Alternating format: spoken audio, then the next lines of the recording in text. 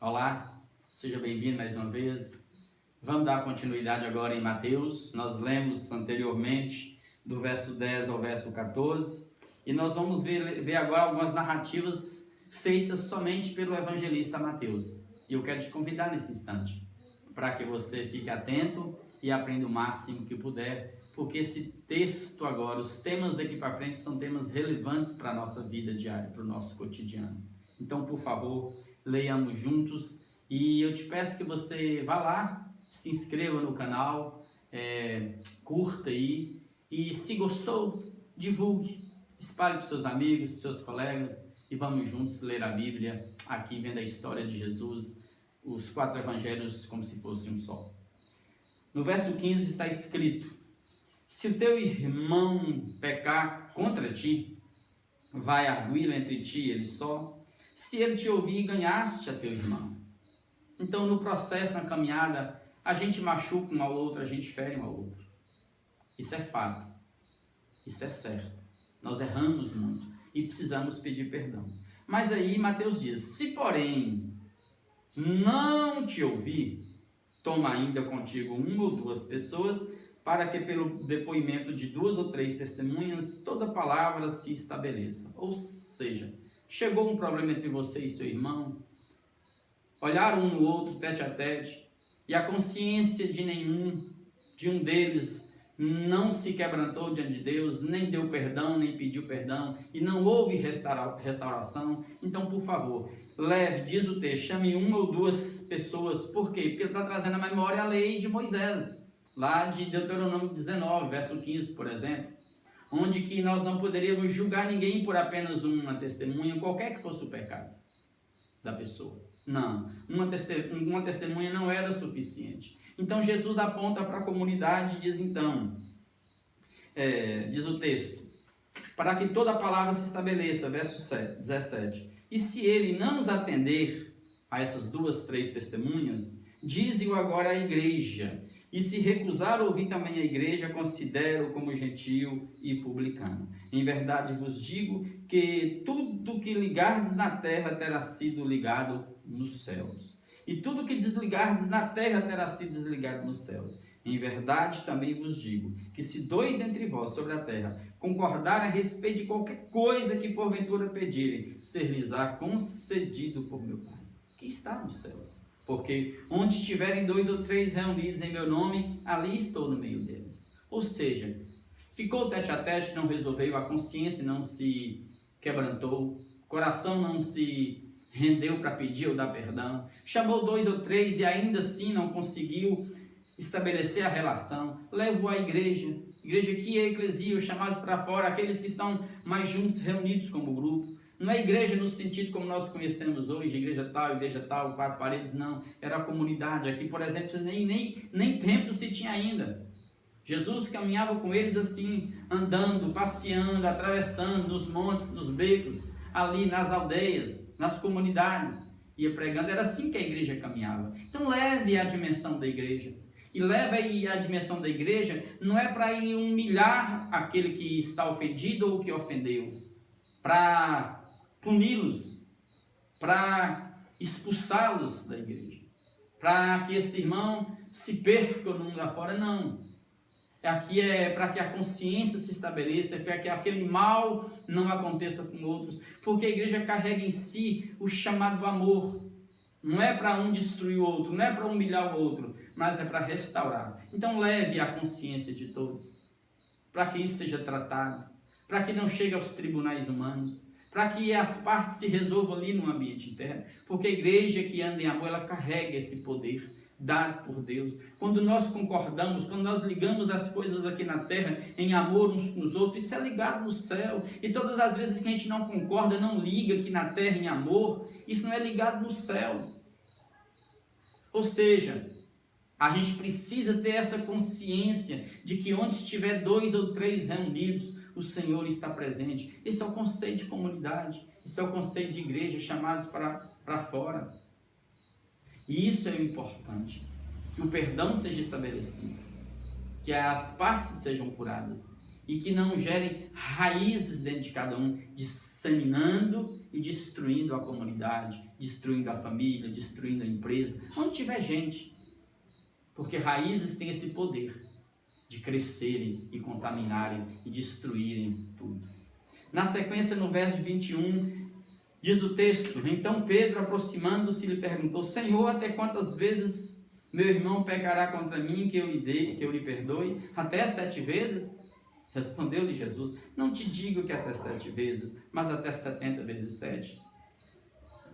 Esquecendo a numerologia, toda a cabala judaica, 7 aqui é um número especial, é um número de Deus, é um número perfeito. É um número que me aponta para a questão de que não importa quantas vezes o meu irmão pecar contra mim, o que importa é que no processo, eu que fui perdoado por Deus todos os instantes, todos os dias sendo perdoado, e não foi 1, 2, 3 pecados não, foram os pecados da minha vida inteira, os de ontem, os de hoje e de amanhã, eu que fui alcançado pelo perdão de Deus, demonstrado na cruz do Calvário pelo sangue do Cordeiro derramado, esse tem que perdoar, não importa a quantidade, não retenha o perdão.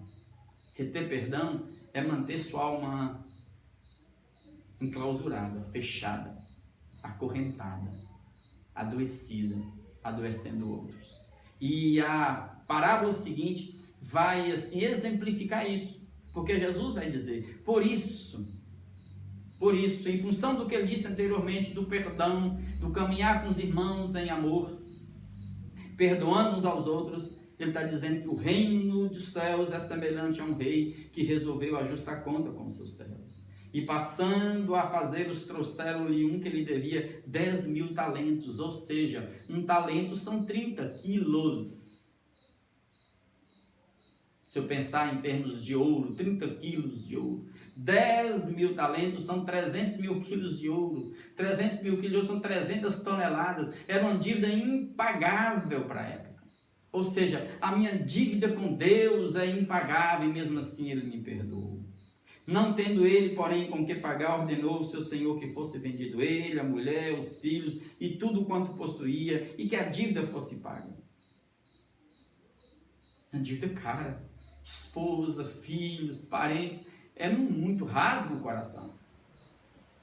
Diz mais o texto: então o servo, prostrando-se reverente, rogou: sê paciente comigo e tudo te pagarei. E o senhor daquele servo, compadecendo-se, mandou-o embora e perdoou-lhe a dívida.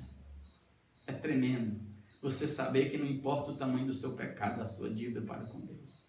Todas as vezes que essa alma quebrantada se rende diante de Deus, se prostra diante de Deus e pede perdão, o perdão está dado. Você está restaurado. Você está regenerado. Você está pronto para iniciar uma nova vida. Agora, com o olhar de Jesus, com o olhar do perdão também. Diz o texto: saindo, porém, aquele servo, encontrou um dos seus conservos que lhe devia apenas 100 denários. Apenas 100 diárias de um trabalhador romano. E agarrando, o sufocava, dizendo: paga-me o que me deves. Então o seu conservo, caindo-lhe aos pés, lhe implorava: sê paciente comigo e te pagarei. Ele, entretanto, não quis, antes, indo-se, o lançou na prisão até que saudasse toda a dívida. Vendo seus companheiros o que se havia passado, entristeceram-se muito e foram relatar ao seu senhor tudo o que acontecera. Então o seu senhor, chamando, lhe disse: servo malvado, servo malvado, esqueceu do amor, esqueceu de continuar o processo do evangelho na vida, perdão, recomeço, restauração, pagou da forma errada, está pagando mal com mal, alguém que implorou e não quis perdoar. Malvado, perdoei-te aquela dívida toda porque me suplicaste. Não devias tu igualmente compadecer-se do teu conservo, como também eu me compadeci de ti? Não é essa a lógica do evangelho? Que perdoados perdoem? Não é essa a lógica do evangelho? Que eu de graça recebi, de graça também devo dar? sem fazer barganha, sem fazer comércio, sem negociar com ninguém, sem receber nada em troca? Eu preciso cobrar por uma cura, por uma oração, por um perdão? Não, não. Na vida é assim, no Evangelho é assim. De graça recebestes, de graça dai. E indignando-se o seu Senhor, entregou aos verdugos até que lhe pagasse toda a dívida. Assim também meu Pai Celeste vos fará, se do íntimo não perdoardes cada um ao seu irmão. Amados, entregou aos verdugos, aos carrascos, aos torturadores. Ou seja, amados, se você não perdoa, você entrega a sua alma aos carrascos, aos demônios invisíveis que atormentam o seu ser, sua consciência, que roubam a sua paz, que tiram o seu sono.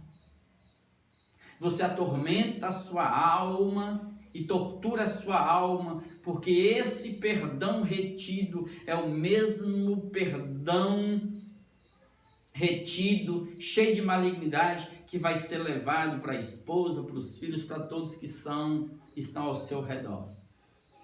Porque uma alma assim é uma alma que contagia, é uma alma adoecida. E quantos estão assim hoje? O coração está preto, cheio de carvão, porque não conseguiram abrir-se para perdoar ou para pedir perdão. São pessoas que estão hoje vivendo uma existência de trevas, de trevas. Amados, o perdão é o cerne do Evangelho. Se eu devo olhar o mundo com o olhar de Jesus, porque o mundo não está do lado de fora, está aqui do lado de dentro, tudo acontece aqui dentro. Então eu preciso olhar para a vida com o olhar de Jesus. E o olhar de Jesus é esse. Mesmo na cruz, sendo torturado e machucado, ele olhava para os céus e dizia: Pai, perdoa-os porque não sabem o que fazem. Amados, e a gente tem que perdoar, não é porque está sentindo vontade de perdoar, não. Não. Quem maltrata o seu filho, quem oprime você, quem te faz o mal, tem certos momentos que a vontade da gente, pelo sentimento, é também retribuir o mal com o mal, olho por olho e dente por dente. Você matou, você também deve morrer. Não. O perdão que está aqui escrito é o perdão como decisão. É o perdão dado porque eu estou olhando para a vida na mesma perspectiva do Filho, meu Senhor, Jesus, a quem eu devo imitar.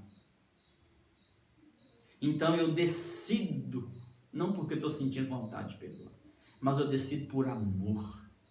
Amor decisivo que me leva a abrir o coração, mesmo não sentindo nada, eu libero o perdão, porque eu sei que é esse perdão liberado que vai equilibrar a minha vida, que vai dar sentido à minha existência, que vai manter minha casa e meu ser integrados, que vai manter-me puro, para não deixar que ódios, amarguras, ressentimentos, vinganças vazem para aqueles que estão próximos de mim.